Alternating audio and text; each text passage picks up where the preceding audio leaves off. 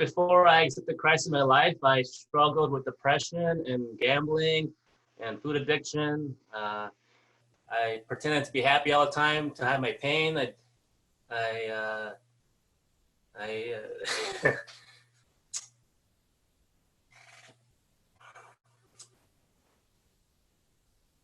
I was very selfish and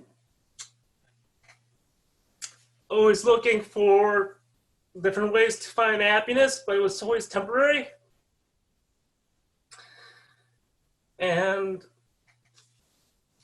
it wasn't easy to talk to other people about my mental health. And it's crazy to hear Jane's story about the end of it, because I struggled with several suicide attempts, and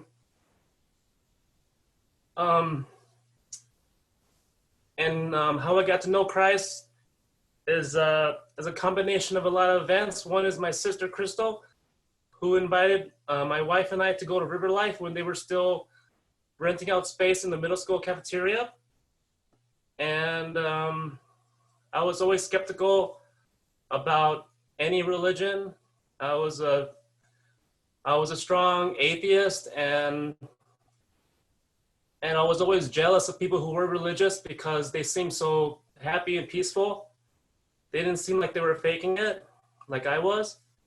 And I just enjoyed, meeting Pinkful and Pastor Greg and everyone that was there. And I was open about being atheist and challenging people, and they weren't confrontational. They were kind right back at me. And I had a breakdown, and I went to Las Vegas without telling anybody. And about 2 months later, my wife and my sister Crystal came to look for me, and I was living on the streets. And I went to a park, and I don't know how they found me, but they found me. They found me at the park, sleeping under a tree.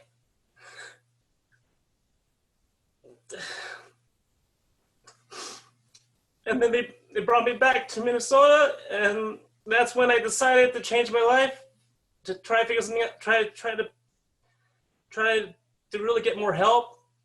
So I did more therapy,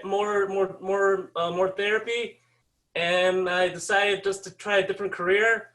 So I just Googled good paying jobs without college degree, and instead of going to construction, so I started an apprenticeship to be an electrical, a union electrical worker.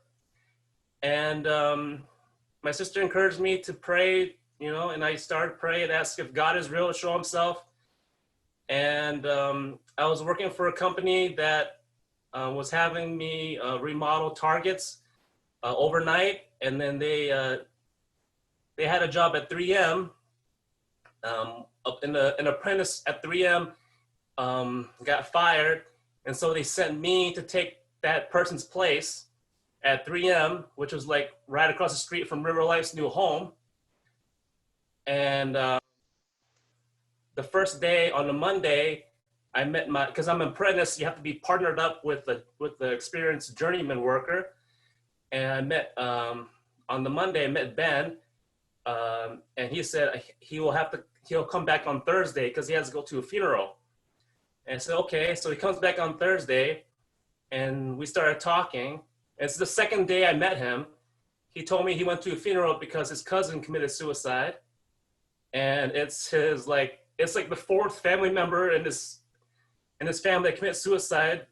And then I started opening up about my depression, and we started small talking and do more talking. He's telling me that he's looking forward to he does a Bible group for youth. And I go to church. I go to a CMA church right across the street called River Life. And he goes, what? Ben says to me, he goes to a CMA church. No one says CMA. He says he goes to Riverside Church in Big Lake. And I'm like, what? I'm like, I started crying. He started crying. And I'm like, this is God telling me that he is real, and that I can't stop denying him if I'm asking for him to be real and to show himself. And so after work, I called Pastor Greg and said, I want to get baptized right away. He said, oh, we'll do it. We'll do it at the next time we're doing it. And, you know, I pulled out Romans 12:9 saying, love must be sincere, hate what is evil, cling to what is good. So I feel like I really wanted God in my life all my life without knowing it, but I just wanted it to be sincere. I didn't know it was gonna be so dramatic, but you know, since I accepted Christ, you know, I haven't been suicidal or depressed. I still get upset or sad, but you know, I draw on the strength from my new faith to comfort me and to allow me to have more positive energy, to try to be a better husband and a father and a better son and a better brother, just, you know, a better human being overall, forgive myself and to forgive others. And I accept that being Christian doesn't mean I have to be perfect, but I have to hold myself accountable and be better every day.